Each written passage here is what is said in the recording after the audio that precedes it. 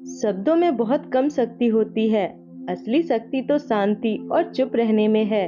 मौन एक शक्ति है जो हमारी आत्मा को शांत और मजबूत बनाती है। जितना ज्यादा हम चुप रहते हैं, उतना ही हम अपने अंदर की आवाज को सुन सकते हैं। बहुत समय पहले की बात है। एक आश्रम में सभी बच्चे जब दूसरे कामों में लगे होते थे, तो एक बच्चा चुपचाप एक कोने में बैठा अपने आप में खोया रहता था। वह अक्सर किसी से ज्यादा बात नहीं करता था। आश्रम के सभी जिम्मेदारियों को पूरी करने के बाद जहां सभी बच्चे पूरे दिन की घटनाओं की चर्चा करने लगते थे, वहीं पर वह शांत रहने वाला बच्चा एक बरगद के पेड़ के नीचे बैठकर ध्यान करने लगता। सभी बच्चों को आश्चर्य होता था, क्योंकि उसका कोई दोस्त नहीं था। वह अक्सर आश्रम में अकेला ही घूमते रहता था। यह देखकर उसके गुरु को बड़ी प्रसन्नता होती थी। उन्हें लगता था कि कोई तो है आश्रम में जो मौन यानी चुप रहने की ताकत को समझता है, उसके महत्व को समझता है। आश्रम के बारे में जब भी कोई निर्णय लेना होता, उसकी राय जरूर लिया करते थे। लेकिन यही बात गुरु के एक शिष्य को बड़ी खटकती थी, क्योंकि वो गुरु के प्रिय शिष्य बनना चाहता था। इसलिए गुरु के सामने दूसरे बच्चों के कामों में कुछ न कुछ कमियां निकालते रहता था, जिससे गुरु उसे सबसे अच्छा समझने लग जाए। अक्सर वह अपनी जिम्मेदारियां पूरी तरह से निभाने का दिखावा भी करता, चाहे उससे कोई सलाह ना भी मांगे, परंतु फिर भी वह उन्हें अपनी सलाह देते रहता था। वह बहुत ही बातूनी शिष्य था और आश्रम में दूसरे सभी बच्चों में बहुत प्रसिद्ध भी था, क्योंकि वह सबसे हंसी मजाक करते रहता था, उनसे दिन भर बातें किया करता था। इसलिए उसकी दूसरे सभी शिष्यों से दोस्ती हो गई थी। लेकिन आश्रम में गुरु उसकी राय न लेकर दूसरे बच्चे की राय लेते थे, तो ये बात उसे बड़ी खटकती थी। उसे यह लगता था कि वह उस दूसरे से ज्यादा बुद्धिमान है, लेकिन गुरुजी फिर भी दूसरे बच्चे की तरफदारी करते हैं।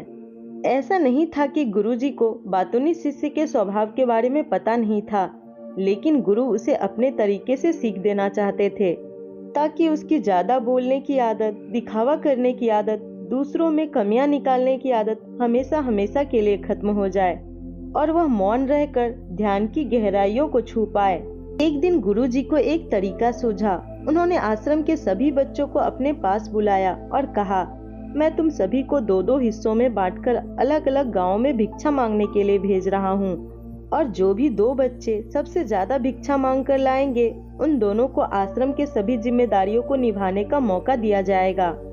अपनी बातों को जारी रखते हुए गुरु ने बताया कि भिक्षा मांगने से हमारा अहंकार खत्म होता है, इसलिए हर शिष्य पूरे मन से भिक्षा मांगे। कोई भी इस काम को औपचारिकता में ना ले, वरना वो अपने जीवन का बहुत बड़ा ज्ञान खो देंगे। गुरु ने जानबूझकर बातूनी शिष्य और चुप रहने वाले शिष्य की जोड़ी बना दी। बातूनी शिष्य के मन में सिर्फ एक ही बात चल रही थी कि इस बार उसे मौका मिला है और इस बार वो गुरुजी को दिखा देगा कि वह चुप रहने वाले शिष्य से कितना ज्यादा प्रतिभावान है। दोनों शिष्यों ने आपस में अपनी सहमति से निर्णय लिया कि दोनों गांव में अलग अलग जगह से भिक्षा मांगना शुरू करेंगे, ताकि भिक्षा मांगने का काम जल्दी खत्म किया जा सके।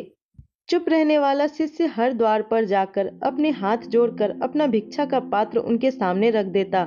उसके चेहरे पर एक सादगी और आंखों में एक एकांत सा होता, जिससे भिक्षा देने वाले उसे भिक्षा देकर अपने आप को अनुग्रहित समझते थे। वहीं दूसरा बातूनी शिष्य हर द्वार पर जाकर उनको कुछ न कुछ ज्ञान देने लगता था, जिससे ज्यादातर लोग उसे बिना भिक्षा दिए ही लौटा देते थे। पूरे गांव में भिक्षा मांगकर जब दोनों गांव के बीच में मिले, तो बातूनी शिष्य ने देखा कि चुप रहने वाले शिष्य के पास उससे दुगुनी भिक्षा थी।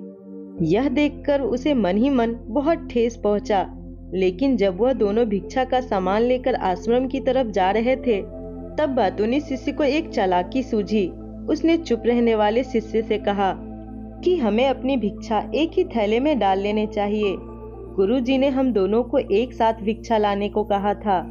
चुप रहने वाले शिष्य ने बिना कुछ बोले अपनी सारी भिक्षा उसके थैले में डाल दी। बातूनी शिष्य मन ही मन बहुत खुश हो रहा था कि अब गुरुजी को पता नहीं चलेगा कि ज्यादा भिक्षा हम में से किसने मांगी। उसे लग रहा था कि गुरुजी मुझे इससे कम प्रतिभावान समझेंगे, इसलिए उसने यह तरकीब लगाई।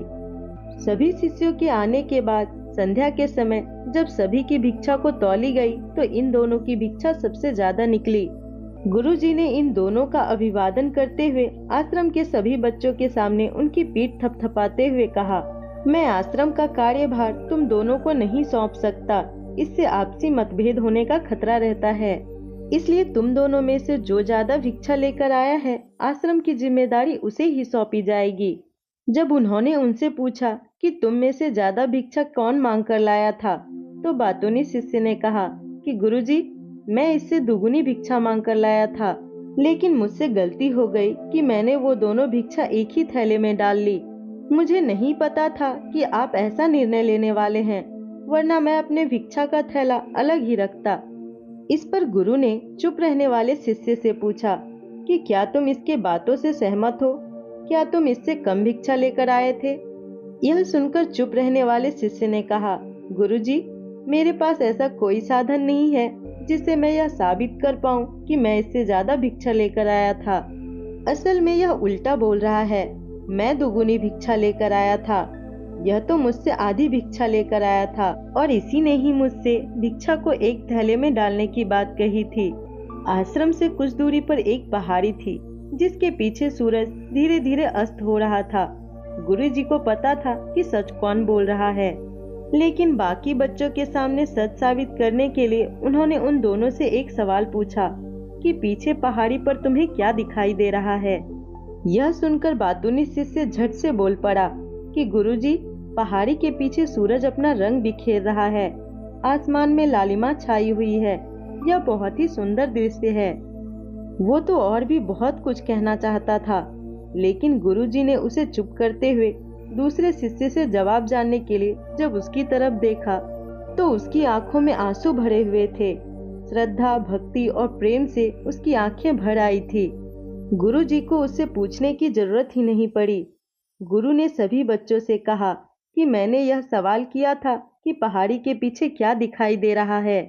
ज्यादातर लोगों को यही दिखाई देगा कि यह एक बहुत सुंदर दृश्य है, परंतु समझने वाली बात यह है कि सुंदरता बोलकर नहीं बताई जा सकती, उसे महसूस किया जा सकता है और सामने वाला उस सुंदरता को आपकी आंखों में देख पाता है। चुप रहने वाले शिष्य की तरफ गुरुजी ने इशारा करते हुए कहा कि असल में सुंदरता इसी बच्चे ने देखी है, दूसरे बच्चे ने सिर्फ सुंदरता की व्याख्या की है। अपने आप को ऊंचा दिखाने की सभी कोशिशें नाकाम होती देख बातूनी शिष्य वहीं पर फूट फूट कर रोने लगा। उसे चुप कराते हुए गुरु ने कहा, बेटा, मुझे पहले से पता था कि तुम झूठ बोल रहे हो, लेकिन मैं तुम्हें उस झूठ का एहसास कराना चाहता था। सभी बच्चों को संबोधित करते हुए गुरुजी ने कहा कि शब्द जाल की तरह होते हैं। हमारे ज्यादा बोलने की वजह से बहुत सारी समस्याएं पैदा होती है। जब कोई आदमी किसी बात को बढ़ा चढ़ाकर बोल देता है तो उसे सिद्ध करने के लिए वो शब्दों की जाल में फंसता चला जाता है। जब आप चुप रहने का अभ्यास करते हैं तो अपने आप के साथ वक्त बिताने लगते हैं, जिससे कि आप अपने एकांत को जान पाते हैं। चुप रहने वाले शिष्य की तरफ इशारा करते हुए गुरुजी ने कहा कि अभी जो दृश्य इस बच्चे ने देखा है वह ज्यादा बोलने वाला आदमी कभी नहीं देख पाएगा। अपनी बातों को खत्म करते हुए गुरुजी ने अपना आखिरी संदेश दिया। उन्होंने बताया कि अगर कोई व्यक्ति ज्यादा समय तक चुप नहीं रह सकता तो उसे थोड़े समय तक चुप रहने का अभ्यास करना चाहिए। दोस्तों, आज आपने इस वीडियो से क्या सीखा हमें कमेंट में बताएं। इसी के साथ उम्मीद करती हूँ आपको आज की वीडियो पसंद आए होंगे। अगर पसंद आए हैं तो वीडियो को लाइक करें और हमसे जुड़े रहने के लिए हमारे चैनल को सब्सक्राइब करें। धन्यवाद।